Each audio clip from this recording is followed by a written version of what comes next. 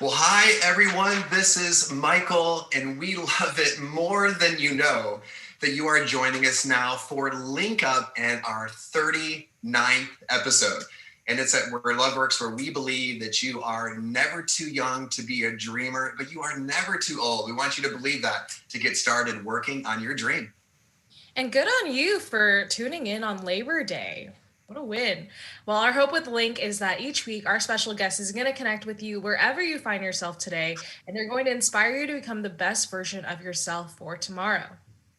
Absolutely. And Carolyn, if there is, I'd say one thing that all of our previous 38 guests have in common is that they have a heart for personal growth. I would actually really say that they have a love of learning. If our guests and those who are watching walk through our LoveWorks campus, down the long hallway, past the ball pit, and into our big communication studio, they probably notice eventually one of our mantras that says that personal growth is a blast. And we definitely believe that. And so, Carolyn, I'd love to take just a minute and for you and I to be able to share maybe something recent that we've been reading, that we've listened to, perhaps just a hack that's been working for us that might encourage and inspire somebody that's watching. So, what do you have on your radar? So I have been getting ready for our programming, and so I'm digging back into our Habitudes. And so these are vision-based lessons, and so this is from Dr. Tim Elmore, and I've been really focusing on a habitude called three buckets, and it's all about how in our lives we have these three different buckets that we can put our situations, our challenges into. And so it's a bucket that we can control, a bucket of things that we can't control, and then a bucket of things that we can influence. And the real big thing about this is really just making sure you put the right situations and scenarios in the right buckets. Because if you're trying to control a situation that you're not able to control, that's going to be a source of frustration. If you are trying to relinquish responsibility over a scenario or a situation that you should be controlling, that's going to be a source of frustration. Or I really have been focusing, Michael, on the last one, the last bucket, and that's asking myself, what can I influence? So if it's a situation I don't fully control or have control over, but I can influence, I've been asking myself that, like, what can I do then? What's in my power to make a situation better? So that's I what I'm doing. love it. I'm taking notes here and scribbling all over my legal pad. So thanks for giving me that this morning. So something that I have been working on the last couple of years is introduced. I was introduced to a journal, and I don't want anyone to get nervous when I say journal and you're thinking to yourself, I've always wanted to journal, but it's just not something that I've been able to do or been consistent with. I'm raising my hand this morning with you. That was me. And I was always unsure just with journaling. How short, how long should it be? And honestly, I was intimidated by it until I came across the 5 minute journal. And Carolyn, this journal is really 5 minutes a day. Sometimes it even takes me less.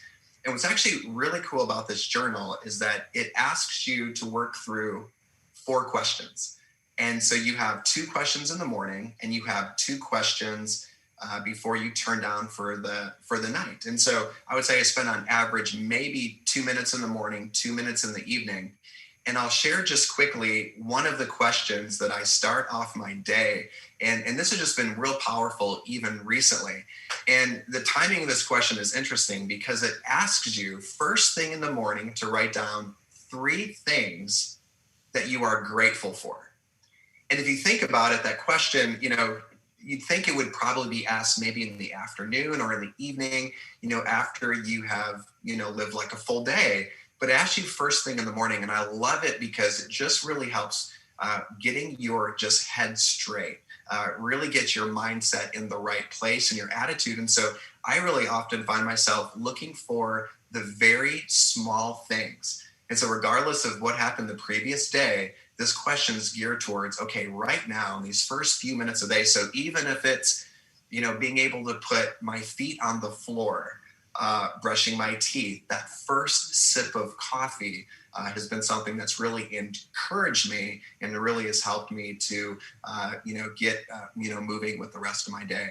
So anyhow, those are a couple tips and tricks that have been working for Carolyn and I. We'd love for you to drop in the comment box below. We hope that encourages you, but we would love to be encouraged as well. So do you happen to have a resource, a book, maybe something you've listened to that has encouraged you in your personal growth? Please drop that in the comment box.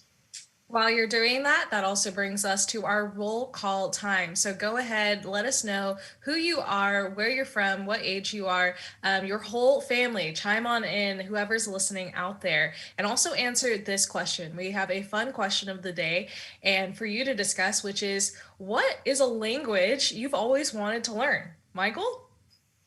Carolyn, the language that I've always wanted to learn for much too long has been Spanish. And so very well-timed question.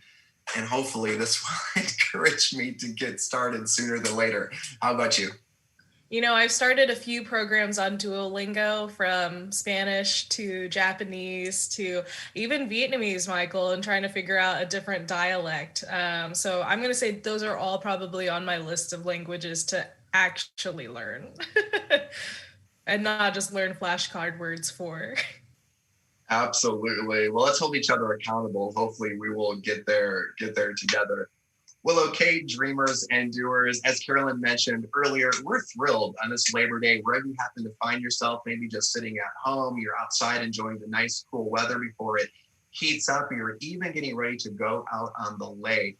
Again, thanks for tuning in. And we want to share with you just about our Dreamer and Doers format. So each week on Mondays, we have a real fortunate opportunity to be able to sit down with a different guest dreamer and doer. And what we love about this, it's an opportunity for a dreamer and doer to share at least one dream story. And then, of course, a dream story would not be complete unless we heard about a few of the challenges maybe and adversity that encountered along the way. But we hope that these stories are going to be able to encourage you to get from the place where you are today to be the person that you want to be tomorrow. We have another question for you, and this one's going to warm you up for today's interview. And so this one is a trivia question with a prize. So first person to answer this one correctly in the comments will send a prize directly to your house. So without Googling this, or maybe Googling this, how many countries are there in the world? Question is, how many countries are there in the world? First person to get the right answer will get you a prize. Not a bad deal. I'd be curious to know if that number has fluctuated or changed over the years. I'm sure Wikipedia is telling somebody right now. Well, dreamers and doers, we want you and are excited for you to meet our dreamer and doer today. His name is Baruc Lara. Baruc Lara is a junior at the University of Oklahoma, and he is studying communications and a minor in business. Baruc is a young social entrepreneur, as he is the executive director and founder of the Lara Lopez Foundation. The Lara Lopez Foundation is a leadership nonprofit that gives life educational equity to underrepresented and low-income high school students in high schools across the state of Oklahoma. Baruc is really excited to publish his first book, The Incredible True Story. And a fun fact about Baruc is that he is actually a Forbes Under 30 scholar. Hey, Baruc. Hey guys, how y'all doing today? How's everybody doing on this Labor Day morning? Baruc, we are doing great. Even better to see you and hear your voice this morning. Thanks for joining us. Hey, no problem. Thanks for having me. Absolutely. Well, Baruc, we call this the Dreamers and Doers podcast and live stream. And so it felt remiss if we didn't start off with this. Baruc, we love to ask this question. Do you consider yourself more of a natural dreamer or more of a natural doer? That's a good question. Thinking about it, and I feel like you guys probably already get this answer. I'm a little bit of both. But I feel like I lean more on the dreamer side. I dream big for sure. If I were to, if someone was saying, hey, pick one or the other, I would say I'm a dreamer. I lean more on the dreamer side. Baruc, I would definitely nod my head in agreement each time that I've had a opportunity to speak with you, in each of those meetings or conversations, you're dropping something new, new idea that you want to do. But what I really appreciate, I have an opportunity in this seat and the role that I'm in to hear about a lot of ideas. But what I really appreciate is seeing you in between those conversations really move the ball forward. You move the needle, and I would say you are a mover and a shaker. Which kind of leads into, Baruc, I'd love everyone to get a chance to know you just a little bit more. So can you fill us in with a little bit about your background, just growing up, and also too, were there any pivotal moments in your life that you would say that awakened that doer that's inside of you? Yeah, so that's a great question and follow-in after that. So I'm a middle child of 7. All right, so I'm 21 years old and I'm a middle child of 7. Just kind of give you perspective. The oldest is about to turn 27 this month, and the youngest just turned 16 in August, this past August. And so that's kind of the perspective. I grew up with a lot of brothers. I have 4 brothers. I have 2 sisters. So, we kind of rough, we have a really crazy household, moving around, so much energy, and we're all different. We're all loud, but we're all very different as well. And growing up, the way I was raised was, I feel like it's a little bit different. My dad really did challenge me growing up. My mom especially too. They both challenged me in different ways. A quote that I always like to say to people is, my dad taught me how to work, but my mom taught me how to love. And the reason why I say that is because growing up, I was always kind of challenged to do things. If I wasn't doing anything at school, I would go to work with my dad, right? If I wasn't doing any homework at home, my mom would make me read or do times tables or whatever. So I was always challenged and pushed to do things. But it wasn't until I was around probably 15 years old when that, the growth, the doer came out of me, the I want to go and get that, I want to do that came out of me. I was about, like I said, I was about 15. It was the first time I went overseas. So my dad, up until that point, had traveled the world. My dad's been everywhere. I mean, you think I've been everywhere? My dad's been everywhere. And my dad's goal growing up was to travel. So once he was able to do that by himself, and then was able to do that with my mom, his next goal was, okay, I got to get my kids, out there as well. I got to get my kids to see the world too, because growing up in Oklahoma, sometimes, especially in the way you grow up, sometimes you're able to kind of stay in that bubble and not really push for anything else. And I think my dad and my mom noticed that to say, okay, we need to do a little bit more. Let's see how we can push our kids to do more, be more, because they have more.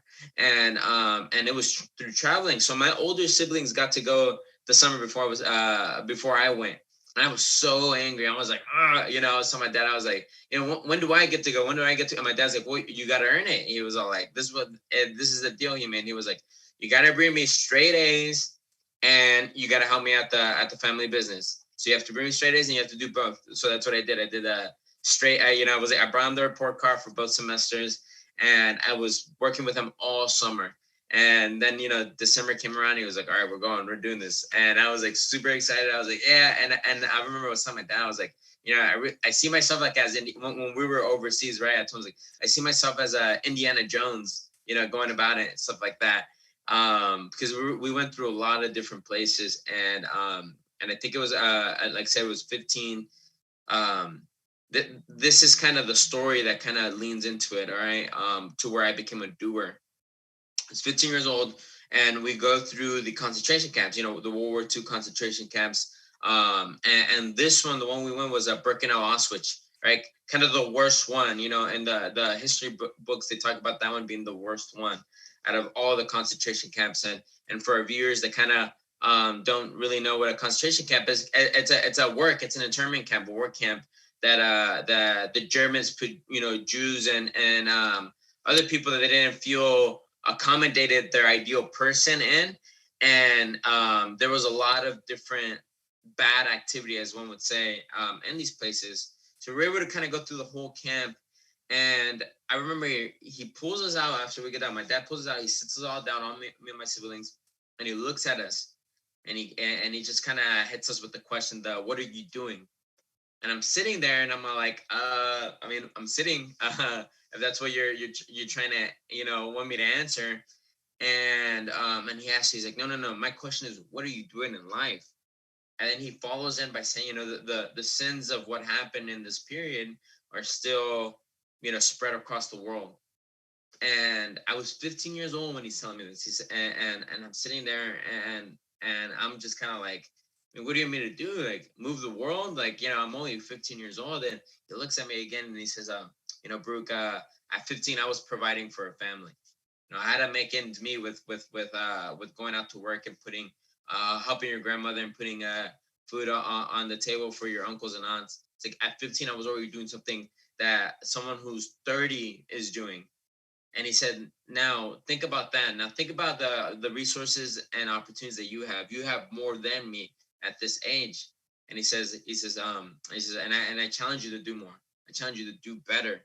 And, I kind of sat down and there's just this part of me that kind of say, I can't go back home and do the same thing that I was always doing. I can't go back home and stay in that habit, stay in that sphere. I just can't, after what I just saw, the whole experience. And it's something I tell people. It says, like, my dad didn't take us traveling to show us how privileged we were. He took us traveling because he wanted to show us what more we had to do, and I think it was at that moment kind of where my dad sparked the doer in me. I felt like I was always a big dreamer, but I think at that moment he sparked the doer. He was like, okay, after that, I was like, okay, I got to go and do something. I got to get involved in some way.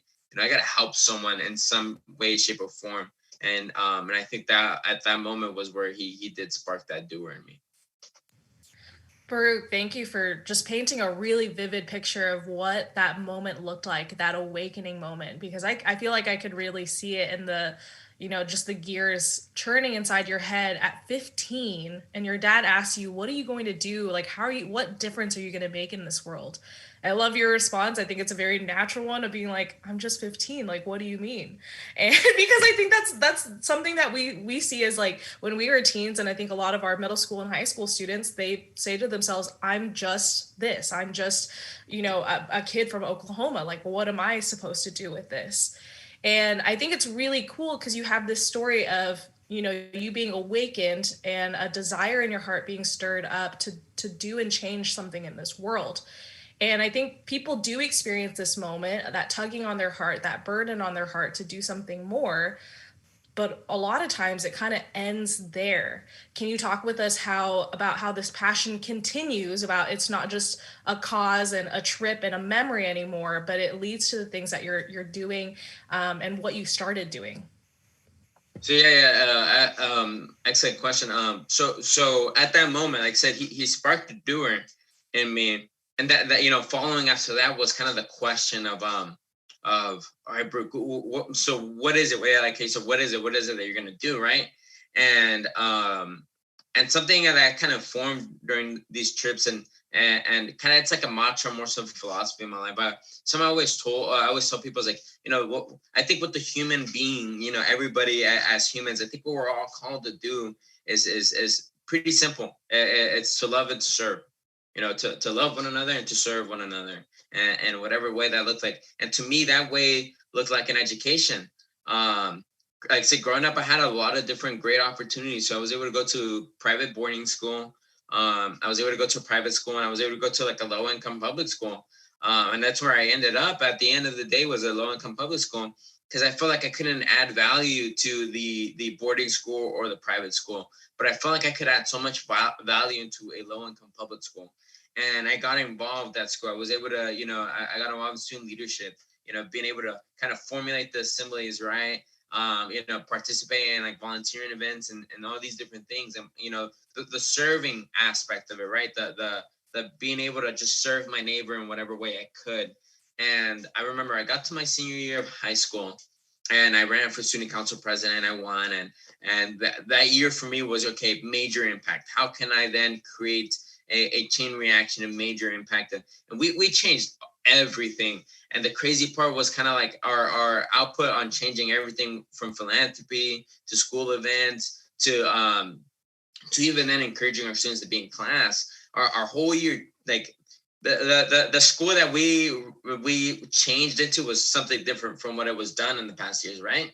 And and my teachers and all the students were just telling me, like, man, you did such a great job. Like, what we're gonna do without you, and like, wow, you just like changed this whole school and how it's viewed and stuff like that. And I sat there and and I remember I told my student council advisor, I said, if I was only remembered at this school for hosting great events, like I didn't really do anything, because anybody can do that, right? And I sat down and I was thinking to myself, okay, what way can I create major impact at the school? Where they can honor a legacy of change and kind of what Baruc Lara did here, right? And I remember I went home and I sat down with my parents. I was like, hey, we're pretty wealthy, as a dad, you make pretty good money, I guess.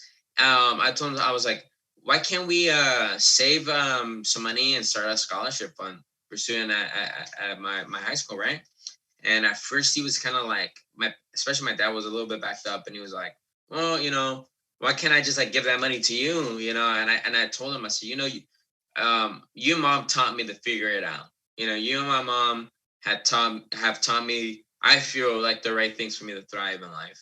And I told him, like, you taught me to figure it out. I'm gonna figure it out. I'm gonna be fine. I told him, but there's a lot of students out there and a lot of kids out there in the world that don't have parents like mine. And I told him, I said, and I think we need to help those students in some way, give them a chance, an opportunity at life. And they sat down, they agreed, and we started a scholarship fund of $1,000. And and when I was a high school senior, and everybody tells me, I've never seen this in my life. When I was a high school senior in my senior year, I gave out $1,000 scholarship. I gave out like a certificate and everything, and I presented it. And a lot of my teachers and a lot of my friends, like, you don't see this happening. Like, you don't see a kid who hasn't got to college give money out. Like, that's just something you don't see. And I remember the recipient that we gave it to, she was crying, she was pouring out. And she was like, like, Baruc, how'd you know? And I thought I did something wrong. I was like, did I do something? Why are you crying that I did something wrong? And she's like, no. She's like, how'd you know? And I said, no, what? And she was like, I only needed $1,000 to complete the 4 years. So she had won all the scholarships. She kind of fundraised up until that point, and all she was missing was $1,000. And my $1,000 completed that. And she told me, like, you uplifted a burden in my life. Now I'm able to go and get a higher. And she's a minority, a DACA student. So it's harder for her. And she was telling me, she's like, you lifted this burden. You allowed me to pursue a higher education. And at that moment, I was saying, I was like, man, this is awesome. This is gonna be great. And once after that, I kind of just became something more to me, like, what else? What else? And following that led into my the Lara Lopez Foundation, which was created after that. And like I said, that's how I decided to serve and love another person, was to create a nonprofit that provides opportunities. And we give scholarships and we do other things as well. But that's my biggest thing. I tell everybody, it's like, if you give a student a fair shot, if you give someone one fair shot at an opportunity for life, I said, I promise you, they won't disappoint. And I think that's our as human beings, that's the capacity we have. All we need is one shot. And I think if everybody has that one shot, you'd see a different world. And that's something I want to create, is opportunity for people. Wow, Baruc, this is so motivating. So with the foundation, can you share with us now? You share with us one great story, but how much now have you been able to raise through the foundation? So speaking today, up until the last 2 years that we did the scholarship fund, up until today, we have raised over $12,000 worth of scholarship money that we've given out to students pursuing a higher education. And I'm very grateful for all the donors, all the people that have backed this vision up to see our students continue their education. So yeah, we've raised up until $12,000 this past 3 years, and we're hoping to raise more money in the years to come. Baruc, that is so powerful. As you were sharing the story, I put myself in my own shoes when I was in high school. And I got to be really honest with you, I lived my life pretty selfishly. And it was really just more or less just about Michael. I thought about what can I get out of the classes that I'm taking. I'd often spent time thinking about pursuing baseball. That was one of the big dreams I had. But, loving and serving people, that definitely wasn't something that was on my, priority list. I want to set you up here and I want us just to continue down this track for a moment. And I want you to imagine yourself just having coffee with someone. It's a student, and he or she is talking about tomorrow.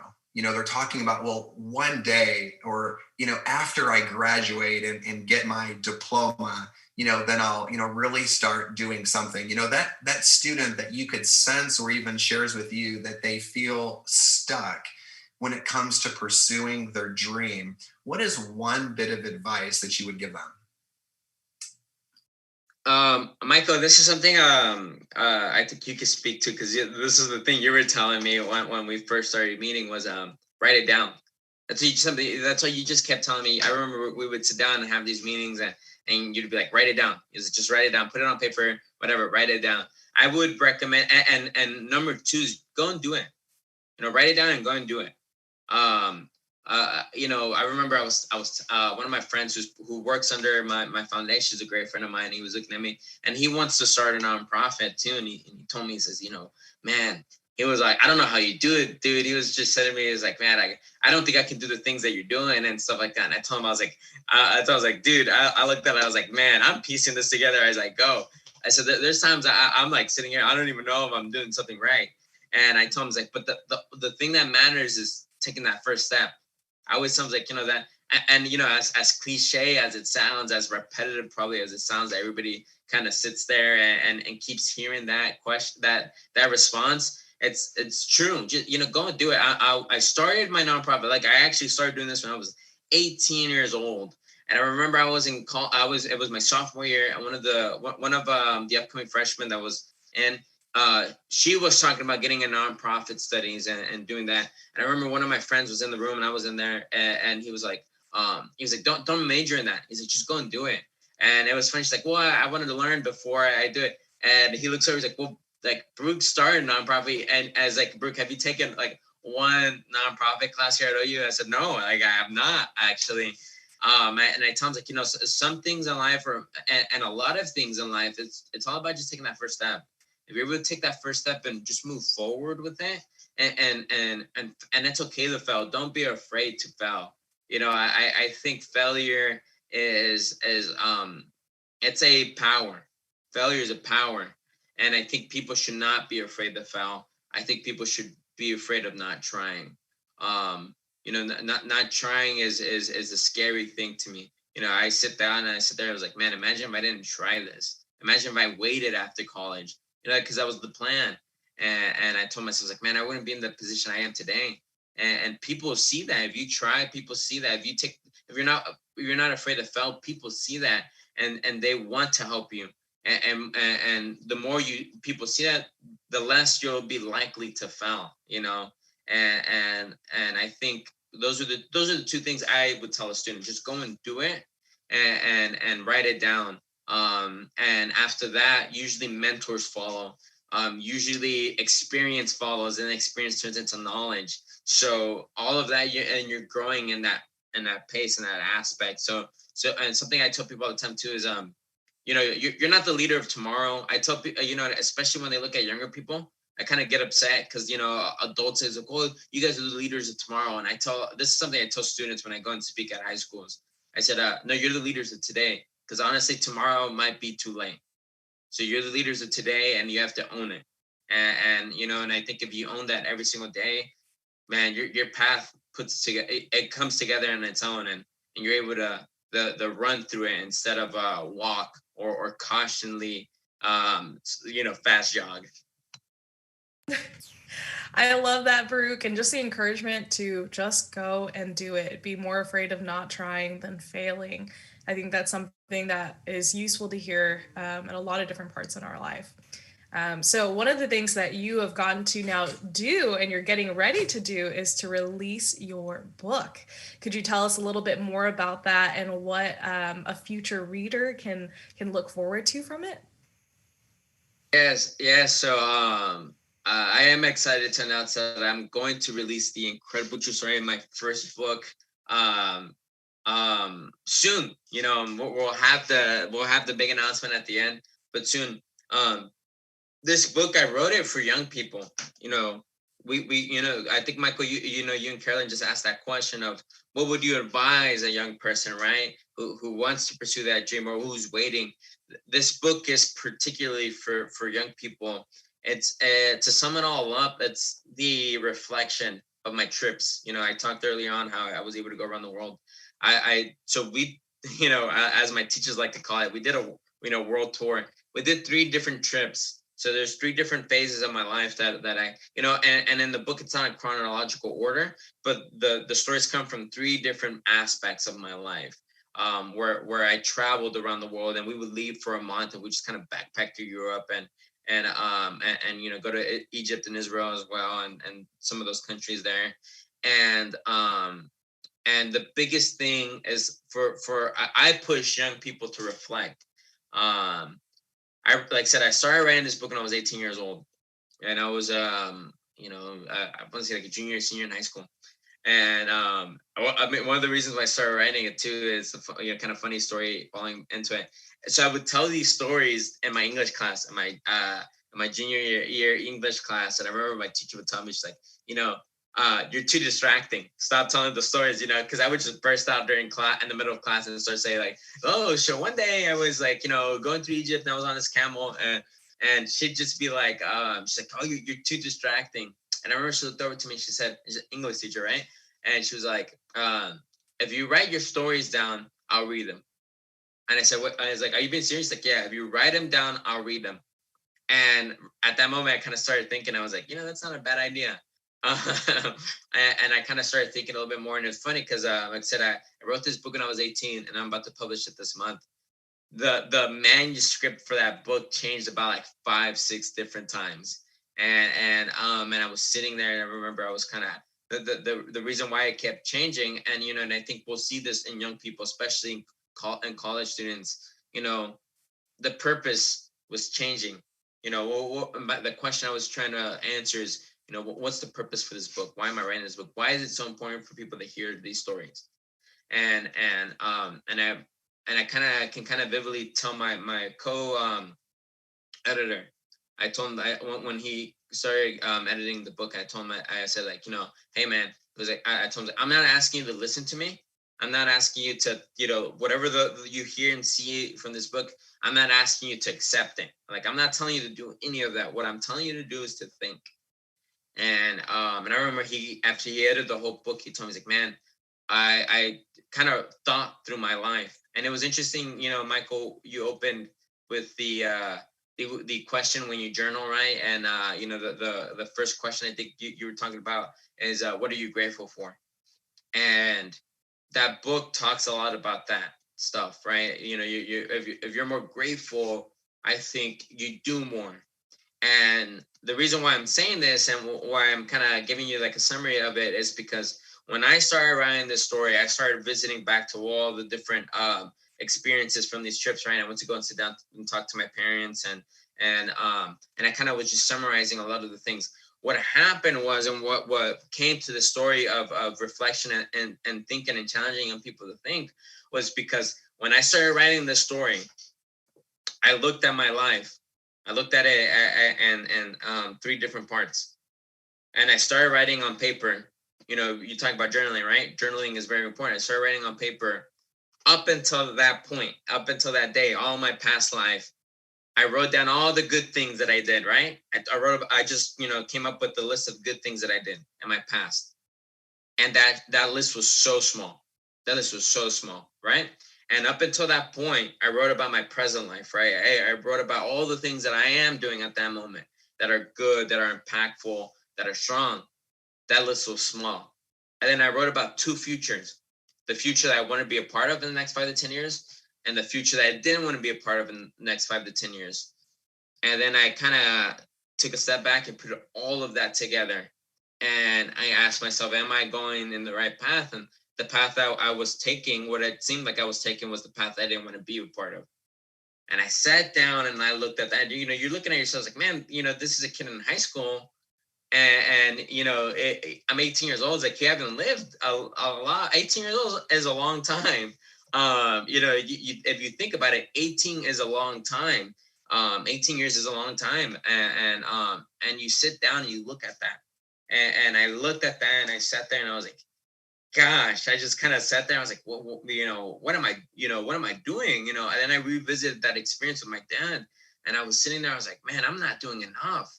I'm not, and I sat there, and the ultimate goal at that moment, at that point, I told myself, I said, when my time is done here on earth and I meet my creator, I want to look at my creator, letting him know that he rinsed every bit of me out, that I leave everything behind, once I get to that point, and then I meet my creator, that he was able to rinse all the love out of me. And I was able to give all that love out, that he was able to rinse all the serving that I could ever possibly do, all the talent, all the purpose, all the drive, all that work ethic. He was able to rinse it all out and leave it all on earth, and I looked at myself, I was like, that's what I want to do. That's how I want to live my life, to be able to rinse all that out. And I write this for young people, and I write this book out of self-reflection. Even though I talk a lot about different themes and my viewpoints on those themes, the purpose is to encourage young people to self-reflect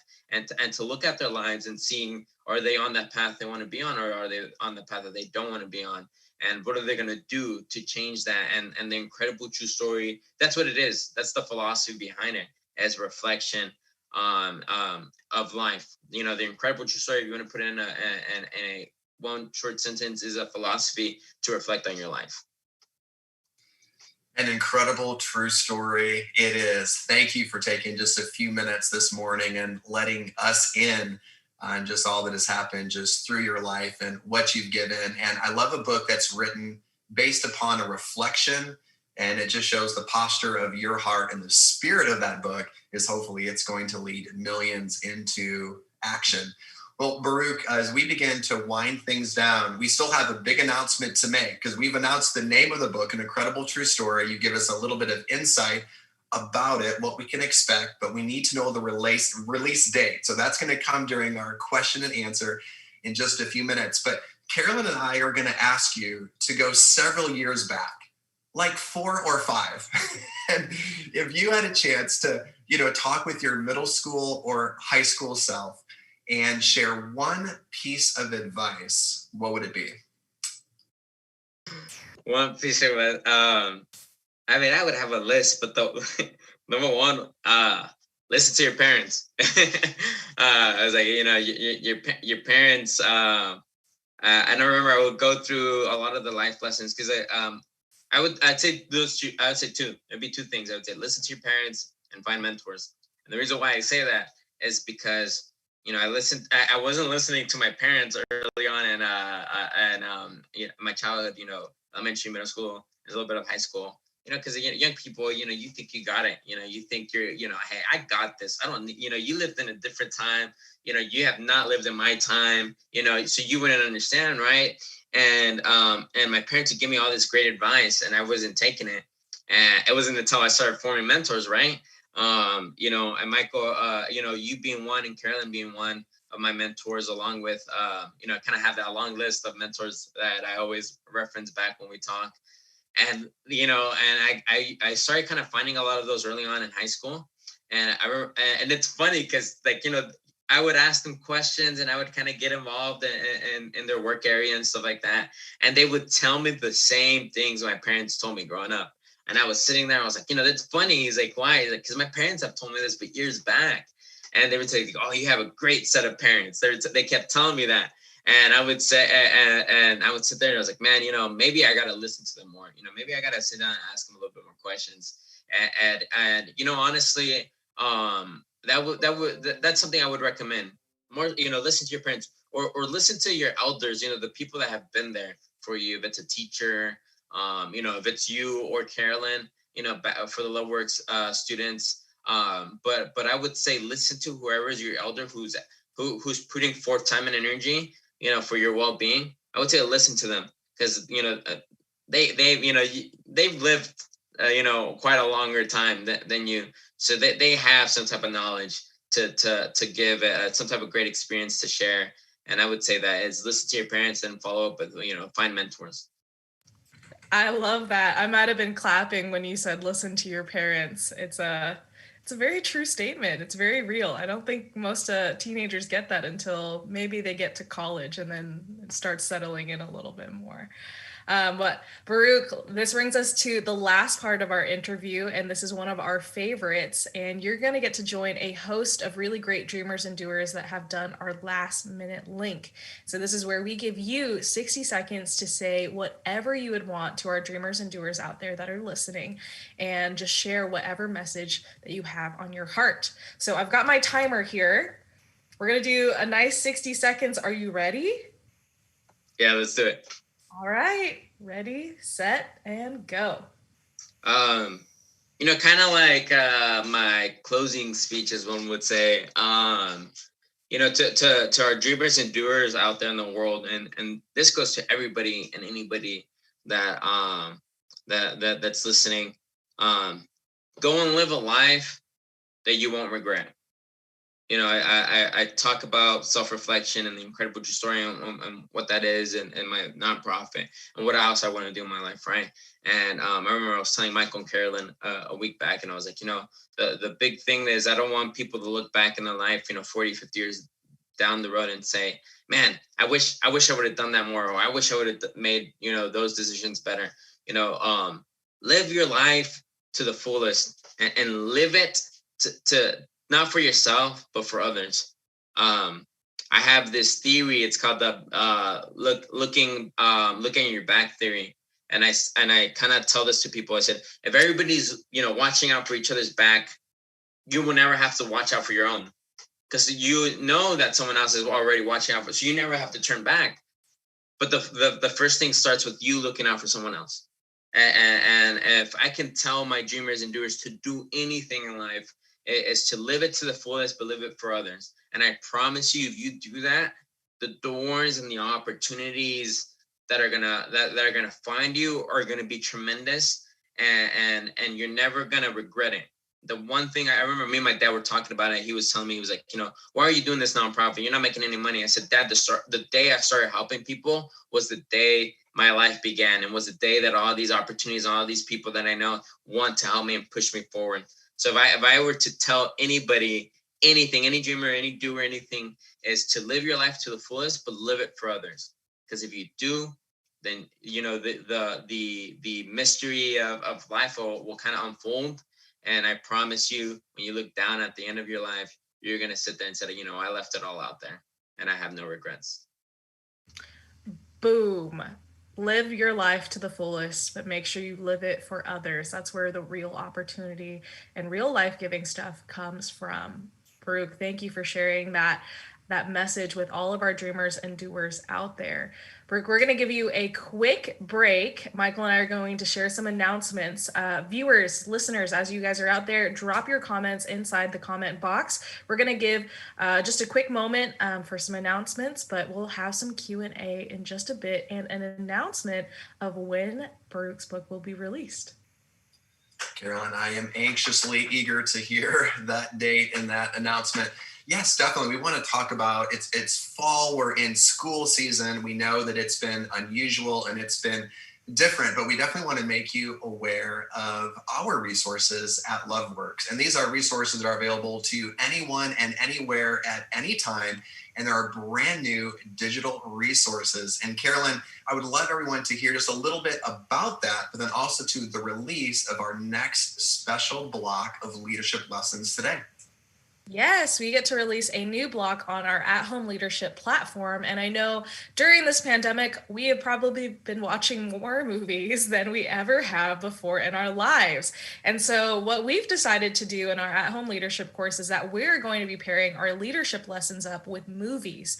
And so these are all recent 2019, 2020 movies that we're going to be highlighting different leadership lessons from. And trust me, no spoilers or anything like that. But you can watch these lessons lessons, learn the lessons from these cinematic masterpieces, and apply them to your own life, whether you've watched them or not. And also, you probably should watch them. They're really great movies. So today we're going to be releasing one about the life of Fred Rogers, who is near and dear to my heart as a hero. And the movie It's a Beautiful Day in the Neighborhood. Next week we'll be doing Into the Spider-Verse and lots more movies to come, Michael. I'm really excited. It gives me an excuse to be on Netflix more, to be honest. Do any of us need another excuse to be on Netflix more? Maybe more of a good reason. Kicking us off, you didn't mention that we need to get a box of Kleenex for this first movie. Ooh, that's a good tip. Box of Kleenex would be very much worth it. Absolutely. And if you're wondering, where is that link? Where is that information? Visit us at loveworksleadership.org. Tap on digital resources, and it's all right there at your fingertips. For sure. All right. So it's time to bring Baruc back for some Q&A. Baruc, are you still there? Yes, I am still there. But before we start, I want to do like two.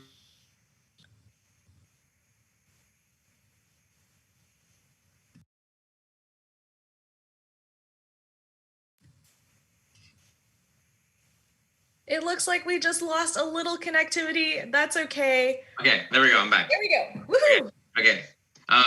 Number one, It's a Beautiful Day in the Neighborhood is one of my favorite movies.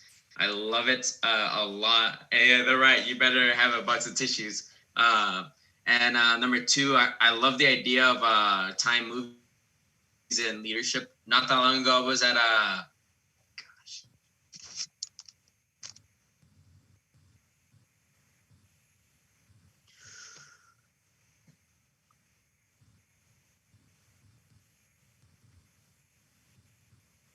Okay, we're back again. Okay, sorry. Like my internet sometimes has to get familiar with the area. Not that long ago, I was at Mo Anderson's house, and Michael probably knows Mo. Quick feedback, guys, on Mo. Mo Anderson ran she at the time when this real estate company was kind of on its heels. They brought her in to be the executive director of it, and she made this it's Keller Williams Real Estate, and she made this the biggest real estate company in the world. And I was over at her house not that long ago, picking her brain on some wisdom, and she told me, she said, with my grandkids, I play them movies. I said I play them movies, and at the end I would have a list of questions, for the movie. Who's the hero of the movie? What's the leadership lesson? Stuff like that. So I love the idea behind all of that, because it was someone as successful as her does it as well. So this is a great great thing for the dreamers and doers out there in Loveworks. Hey, thanks. I'm about the movies. Let's bust out the popcorn, right? Yeah. It's for the sake of leadership. Awesome. Well, first question we have for you, Baruc. We were talking earlier about books, resources. You're releasing a book, but can you talk to us about a book or a resource that has been inspiring you? Yeah, book or a resource. So the one book that I usually recommend almost anybody or everybody to read, there's two actually here. The first one was Phil Jackson, The Soul of Success, or 11 Rings, The Soul of Success, and Phil Jackson, the legendary basketball coach, who he coached Jordan, and he coached Jordan, Scottie, and Dennis, and then he coached Kobe and Shaq. And his book, he kind of talks about the evolution of his coaching style, and kind of the ideas of coaching and leadership. And it's interesting. I use a lot of that book. I always go back to that book every single time when I run a meeting, I run a organization or whatever. I go back to that book because it has just so much knowledge on how to team build, how to manage egos, stuff like that. It's such a great book to read. And it's a sports book too. People, he talks a lot about Michael Jordan, his evolution. He talks about Kobe's and his evolution.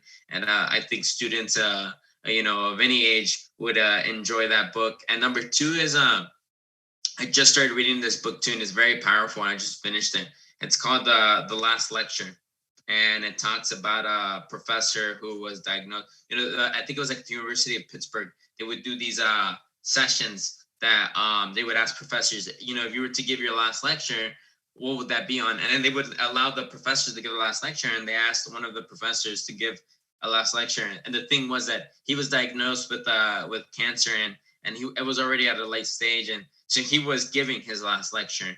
And I remember he talks, not to spoil the whole thing, but his point was to put together a lecture that his kids could look at, and because he had younger kids, that could look down 20, 30 years down the road and remember their dad and see what their dad did, and kind of you could picture if they would ever want to know their dad, it would all be in this last lecture. And he gives out a beautiful message of achieving your childhood dreams. Baruc, thanks for sharing those recommendations and resources. I'm glad you moved on to a second book, because we may have had Carolyn interject, bring us back to Netflix and start talking about The Last Dance. I was about to, Michael. I was so proud that I knew who Phil Jackson was and part of his legacy and what he's been doing. Carolyn, I sensed it. It was coming out, and we recently had a talk about The Last Dance, which is quite fantastic on Netflix. I'm really glad you referenced The Last Lecture and book. If reading books aren't your thing, YouTube The Last Lecture. It is pretty fantastic. Well, before we let you go, Baruc, this has been so good, rich, motivating, challenging, all of those things. We would just love for you to share with those that are watching and those that are listening.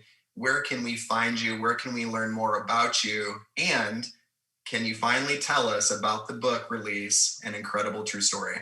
Yes. Quickly, guys, to find me, you can always, so the Lara Lopez Foundation, we run on social media more so than having a website. So you can find us on Facebook, the Lara Lopez Foundation, or on Instagram, the same handle, the Lara Lopez Foundation. And that's kind of always, there's always someone who's going to reply back to you in any way, shape, or form. If you want to kind of book me to speak or get me out there, or even then, visit my page, Baruc, baruc.lara24@gmail.com is my email. And I always respond to my email, or you can find me on social media. So kind of the big announcement of when my book comes out, drum roll, please. The Incredible True Story comes out September 28th. At the end of this month, it will be on Amazon. Potentially, we're working on a website, so it'd be on my website as well. But for sure, it'd be on Amazon, and I believe on Barnes and Noble as well. It is a really great fast read, 120 pages. So it won't kill you. So you guys should read it. As the book is for you, the young people, and just people all across any type of demographic, to reach out. And hopefully one day, I'm excited and eager to hear your incredible true stories. And I hope you enjoy mine. If you buy it, like I said, it's out on September 28th, early on that morning. And yeah, guys, thanks again for having me. I had a really great and fun time, and I hope you guys did too. We had an absolute great time. Baruc, thank you so much for just investing your time, helping to make us better. Again, mark this down. The book release, An Incredible True Story, is coming out to a bookstore or an Amazon place near you on September 28th. So reserve your copy now. Get your Amazon 5-star review ready, because I know it's going to be quite fantastic. Baruc, thank you. Thank you, guys. Carolyn, if I need an extra pep in my step, I'm going back to episode link 39, and I'm just going to rewatch this. I agree. I've taken up quite a bit of notes. We got to talk about sports. Whoa, I'm energized. Last Dance, full page of notes. I am ready to really, really get my Labor Day moving forward. But before we do that, we just want to remind everybody about our Link Up episode coming up next Monday, episode number 40. So mark that in your calendars. And we're going to be sitting down and talking with a new friend of LoveWorks from Norman, Oklahoma. Her name is Leslie Stevens, and she's a CEO and founder of Wellbeing Nutrition.